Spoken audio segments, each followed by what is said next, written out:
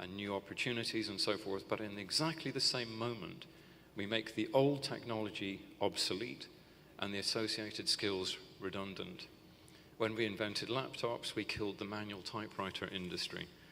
When we invented mass production of motor cars, we wiped out the horse industry. It's a process of creative destruction. A lot of governments don't really understand the consequences of this, but we cannot protect jobs, which many governments think that they're doing, unless you also prevent innovation. So if we say we want innovation and we also want to protect jobs, we can't do both, because the nature of employment will change as a result of innovation.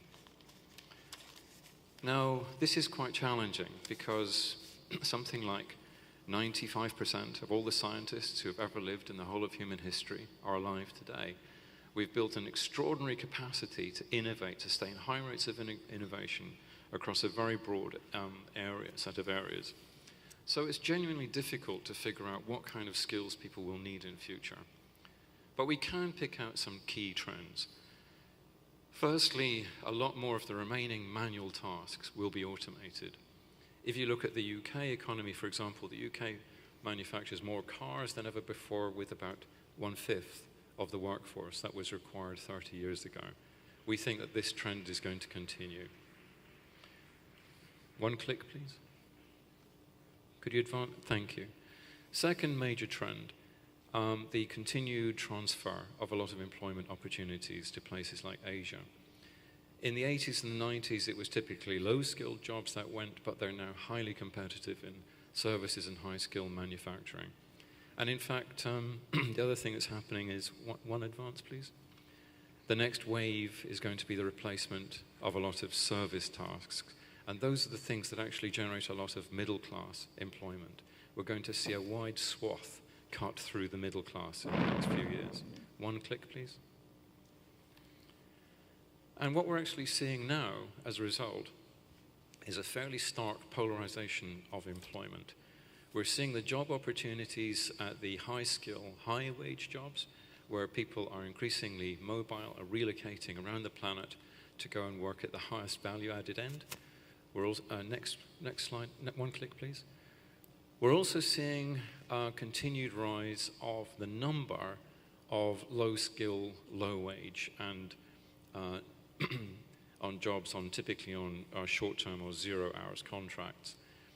And this is, we're seeing a further reduction in the cost and conditions for labor, and these jobs are relocating to the cheapest suppliers. Even China now is losing jobs to places like Vietnam. Nobody's immune from this. One click, please. So it's the middle ground that we're seeing disappearing at the moment. One click, please. And as a result, we're seeing really quite dramatic shifts in the pattern of work around the planet.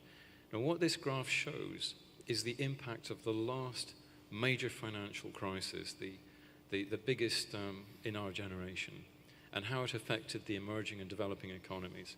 On the left side, you could see the economies that lost jobs by the hundreds of thousands, including, sadly, my country, Jamaica.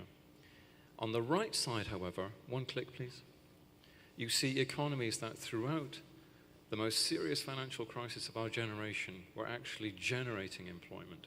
So we need to look into this pattern and see what's the recipe for success. One click, please. One more. Now, one of the things that we can see, I think, if we look just a little bit ahead now, is how this process is going to play out and which jobs are going to disappear. One click. This report came out at the end of 2013 and created a certain amount of shock. It pointed out that almost half of the current jobs in the United States could be replaced by computers. One click, please. And these are some of the jobs that I think are going to disappear over the next decade or so. Secretaries, accountants, any accountants here? Okay. Receptionists, couriers, paralegals, any job based on an information asymmetry, real estate brokers, travel agents. We can do all of these things better, cheaper, faster now with software. We actually don't need people to do these things. Fighter pilots, a little bit more surprising, but we have now built probably the last generation of manned fighter aircraft that we will ever build, because we can now have unmanned combat aerial vehicles that are actually more maneuverable, more lethal than anything that can carry a human pilot. One more click, please. Construction, manufacturing, architects, that may be a little bit more surprising. So I'm going to give you an example in just a minute of why I think that will happen. One more click. Civil servants. Sorry, guys. Quick show of hands, please. How many people here are civil servants? So I'm Mr. Popular right now. One click, please. Oops. Not good. University lecturers. Again, let me explain why in just a moment. One more slide, please. Here's an example of why I think we won't need architects or builders for much longer. These housing units were put up by a company called Sun in China. These are sprayed with 3D printers using a combination of cement and construction waste. Doesn't require labor. Each of these houses you see here can be printed for under $5,000 US. Now, you don't need architects because the design is actually embodied in the software, and you don't need people because the 3D printer will spray the house for you. So you acquire the land, you rent the printer, you decide what design you want, and you go away for the weekend. And you come back, and there's your house. Next slide, please. And just in case you think that's low-end only, they also printed this one. This is their first 3D printed villa. Would anybody here object to living in a house like this? No? All those who would accept a house like this, please show. Would you like to get a house like that for a small fraction of what it would cost you now? Yeah?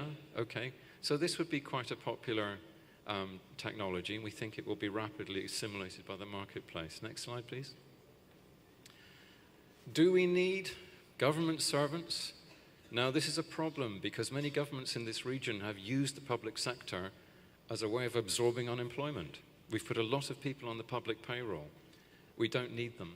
In Jamaica, I figured we could send 30 to 40% of the public payroll home and actually have a more efficient public service as a result. Estonia, Latvia, Lithuania have actually dispensed with a lot of civil servants. All of the interactions you need to have with the government now are online. Places like Georgia, all of the interactions you need to have with the tax office, passport application, traffic exam, all computerized. It means that you get a faster, better, cheaper service, and it eliminates opportunities for corruption. One more click. Singapore, a model of lean, efficient government. The government takes just 15% of GDP to operate. France, it takes over 50% of GDP. Which of these two countries gets the better result? I don't think there's really much contest there. So the future of government, I think it will be smaller, leaner, and a lot of services will be automated. So we won't have a lot of people on the public payroll. Okay, this is where it gets personal. Do we need academics? Well, here's some signs of future change. University of London offered a massive online course for its international program. They had over 200,000 people sign up. One more click.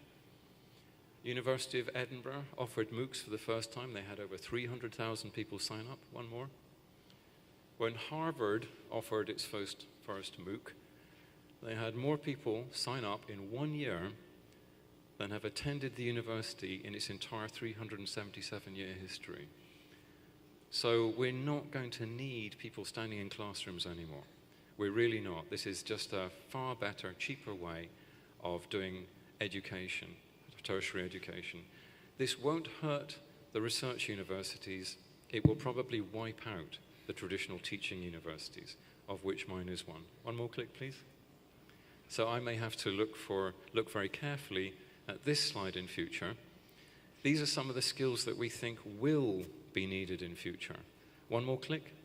We keep talking about this. Thinking skills, technical skills, creative skills. One more, please. Social networking skills, critical. One more.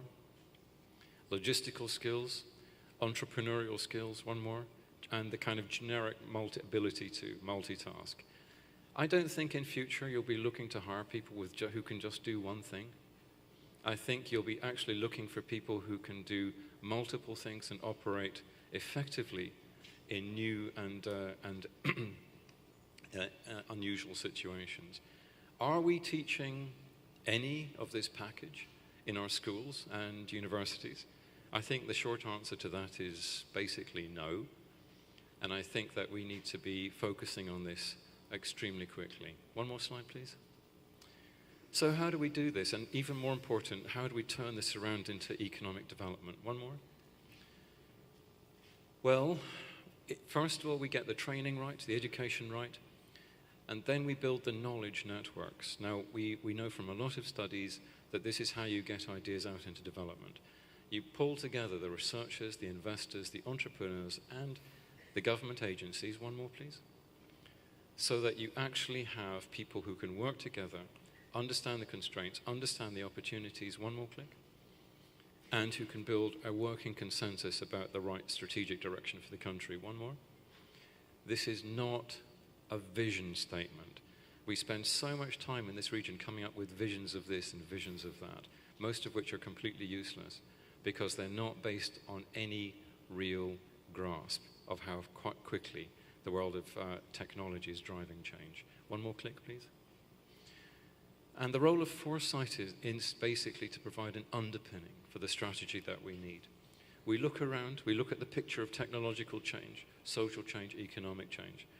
We get a sense of which jobs are going to disappear, where the economic opportunities are going to lie, identify a small set of possible future scenarios, and then backcast to present day, trace back to present day, and say, what do we need to do today to achieve our preferred future? One more click, please. And then we can compare that with what we have now to identify exactly what we need to do, what skills we need to acquire, what infrastructure, and what technologies. Click, please. And this actually then gives us not a vacuous vision statement, but an actual strategy for maximizing our opportunities, reducing our exposure to risk, and providing a basis for long-term economic development and growth. Ladies and gentlemen, thank you very much.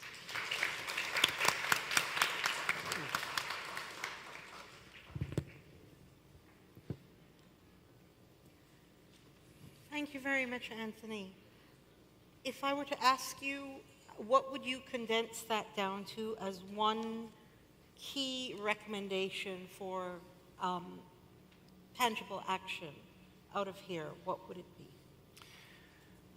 I think it's what I would suggest, and this is from the heart, we need to stop planning, and we need to stop talking about plans, and we need to stop thinking that we need to put so much time and effort into developing vision statements. I think we actually do know the solutions. We need to do the really difficult part, which is implementation. There's no rocket science involved here. We've got a good handle on our problems. We know the right strategic planning tools to use. All we have to do is actually do it. Now, the thing that very few people have talked about over the last couple of days is why we don't do it. And I think there are very clear reasons why we don't do it, which is that a lot of